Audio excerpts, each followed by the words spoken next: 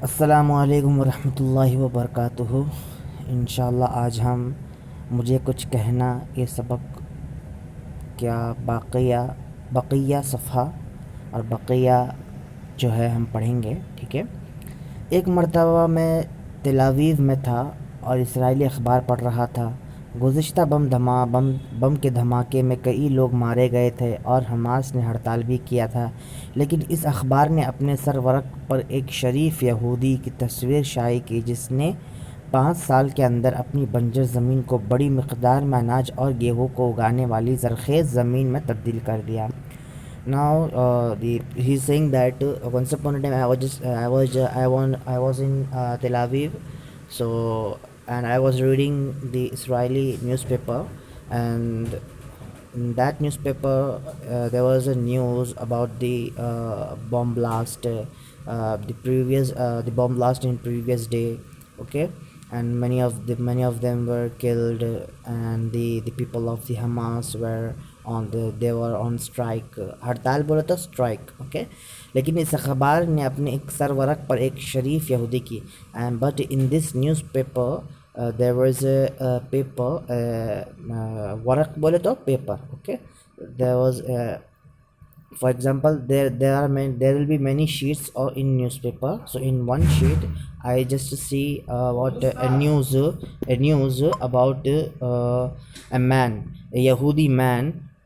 They just published a picture of a Yahudi man who just what fertilize his land, banjar zameen bolo to that land which is not able to what for agriculture. हम ऐसा बंजर ज़मीन बोलते, like Sahara, we are not able to do what agriculture in Sahara, in Registan, in for water, in desert. Okay, so that's we call banjar zameen. But that person, that Yehudi person, what he did, he just make that land a fertilizer land within 5 years. Okay, मिकदार को बड़ी मिकदार में अनाज और गेहूँ को उगाने वाली, means अनाज बोले तो हमारा क्या नाम है इसका, गेहूँ बोले तो वीट, गेहूँ बोले तो वीट। हम जो चपाती जो होता है ना एक्चुअल जो एकदम उसका एक्चुअल उसको हम गेहूँ बोलते हैं, उसको हम वीट। अनाज बोले तो ऐसे ही जब फूड ऐसा हम अनाज को उगाने वाला, मीन्स टू फर्टिलाइज करने वाला। ओके। ज़रख़ेज़ मीन ग्रीनिश ज़मीन। Okay, so he just convert his that land into a greenish land, into a fertilized land. Okay, इस तरगीब देने वाली तस्वीर से सब लोग बेदार हुए. After observing this picture, the many of the people were just wake up from there and they just gave their interest to this this content. कत्लो गारत गिरी, बम्बारी, अमवात जैसी खून रेजी खबरें अखबारों में थी. And there were many of the news regarding to our water killing, suicide and bombing and the water bloodshed. There were many news regarding to this. लेकिन दूसरी खबरों के बीच में दफन हो गई थी. बट these were दफन होना, what दफन माना छुप, हम क्या मैयत को दफन करते हैं तो हम एक छुपाना भी माना, छुपाना हाइड के माने में होता है ना, हम उसको हाइड करता है ना ज़मीन के अंदर. तो इसी तरह क्या है, ये सारा न्यूज़ क्या था, this news were hide from the between the others news. Okay. For example, तुम हर जगह तुमको क्या है, हर एक न्यूज़पेपर है. ओके. पूरा हर जगह न्यूज़ है, लेकिन एक साइड में कॉर्नर में क्या होगा, एक ऑफ़र होगा. ठीक है. For example iPhone in 10 rupees like that. तो आप क्या सोचेगा, हाँ ये पूरा ये सब है ना, तो वो क्या होगा, आप उसको माइंड नहीं करेगा. इसी तरह वो ऐसा हुआ. हिंदुस्तान में हम सिर्फ अमवात, बीमारियाँ, दहशतगर्दी और जराइम की खबरें ही पढ़ते हैं. In India, but in India the Israeli newspaper was just focusing on they will just focus on the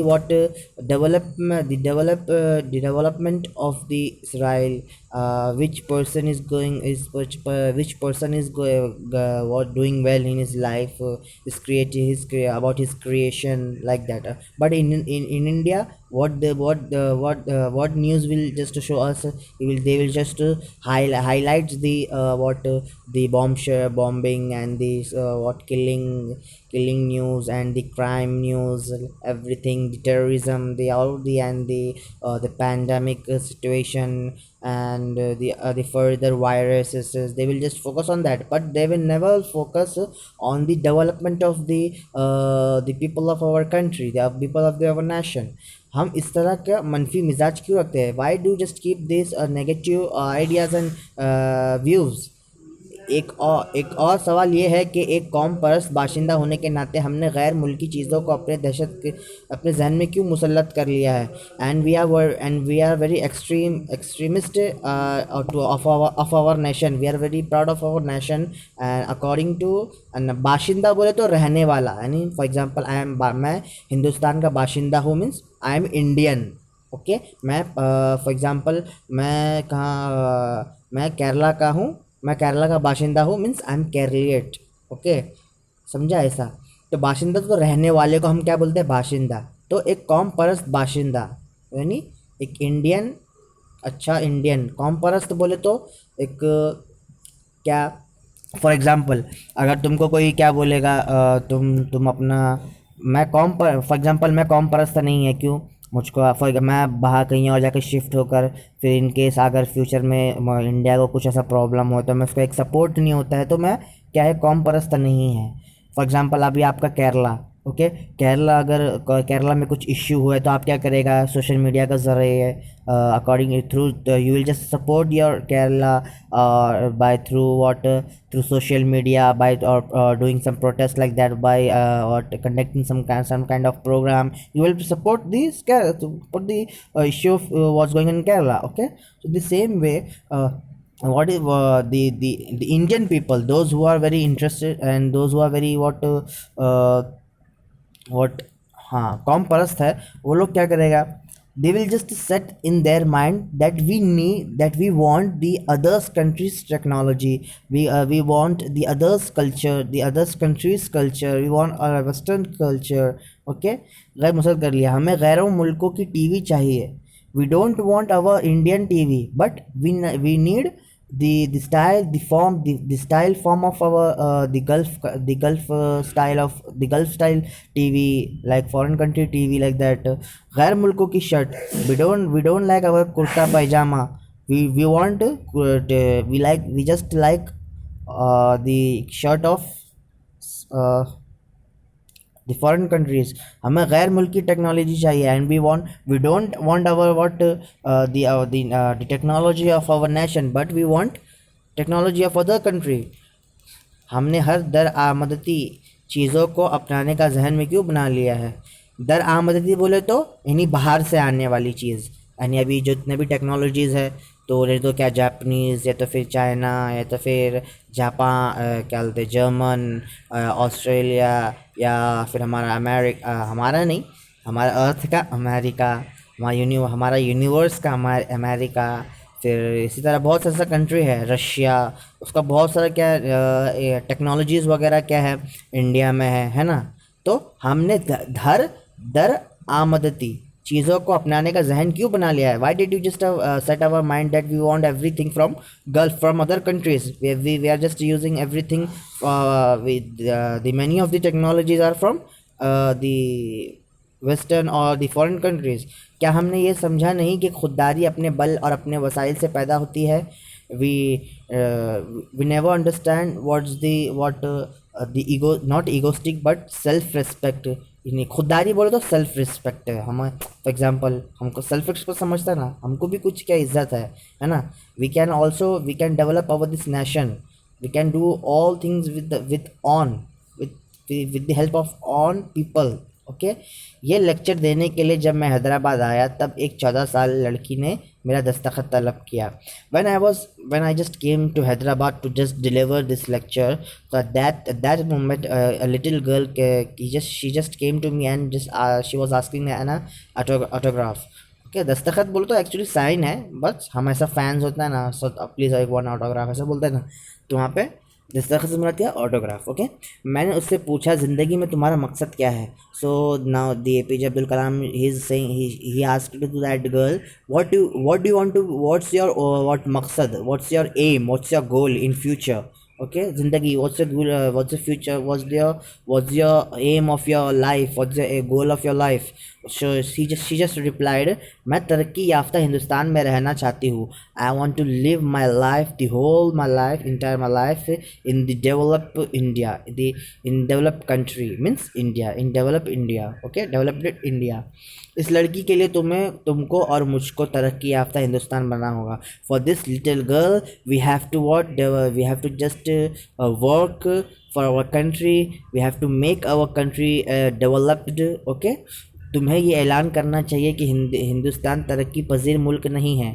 you have to just make announcement that India is not a developed country, but not that India is not only a developed country but ये आला दर्जा का तरक्की याफ्ता मुल्क है, but is the high level quality of what we will say ना, means for example most of the country are developed, but America is what we will say, this is ultra, like ultra legend, like legends as legends, ultra legends, like that. So the same means the India is ultra developed, extraordinary developed country. Okay, this is not only developed country but is extraordinary developed country. So I hope you guys understand what APJ Abdul Kalam wants to say, his the motivational speech, and the okay. So I hope, and here there is some little bit of the part of our grammar. Muta'alliq fi'l. What is by muta'alliq fi'l? Muta'alliq fi'ls, it means that एक अभी for example यहाँ पे हमको क्या आगे आगे इस इबारत में आगे आगे there is just to look at this paragraph.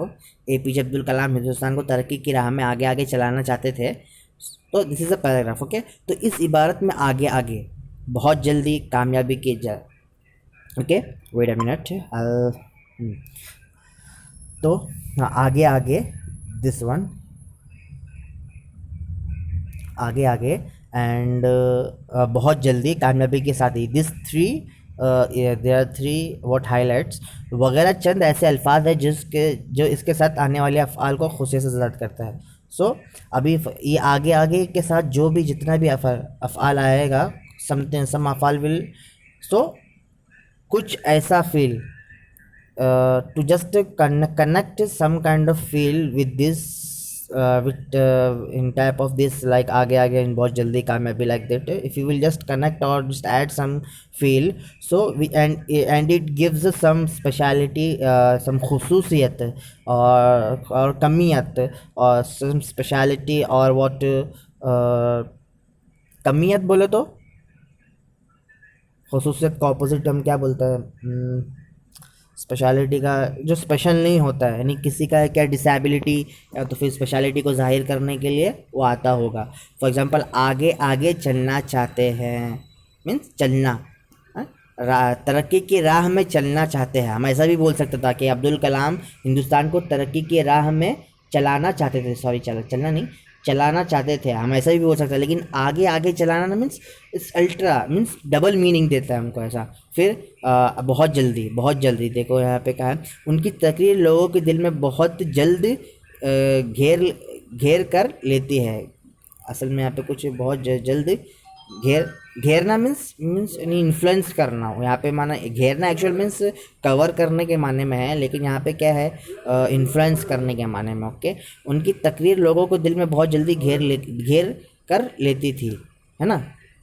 ऐसा हमें ऐसा बोल सकते हैं, उनकी तकरीर लोगों को दिल में जल्दी आती थी, ऐसा बोलना मीन्स समझ में आता था. मीन्स अगर हम घेर के बोले तो ऐसा क्या था, घेर लेना, तो यहाँ पे फेल है वो. ओके, तो घेर लेना हो तो हमको क्या होगा, एक ज़्यादा मीन्स एक अफेक्ट रखता है उस स्पीच को. ओके, फिर द थर्ड वन इज़ क्या थर्ड वन कामयाबी के साथ, तो उन्होंने सदर जमहूरियत की हैसियत से भी अपनी खिदमत कामयाबी के साथ अंजाम दिए। हम ये भी बोल सकते था उन्होंने सदर जमहूरियत की हैसियत से भी अपनी खिदमत अंजाम दी, है ना। he just what he just contributed his what he just give some contribution to our nation, okay, as a so, पर हम खिदमत कामयाबी के साथ, है ना, विद सक्सेसफुल, तो यहाँ पे क्या हमको कुछ एक्स्ट्रा और स्पेशल मीनिंग देता है ना, तो इसको हम क्या बोलते हैं, मुतअल्लिक़ फ़िल। सो आई होप आप लोग समझा होगा। यह we have end this chapter. अस्सलाम वालेकुम व रहमतुल्लाहि व बरकातुहू।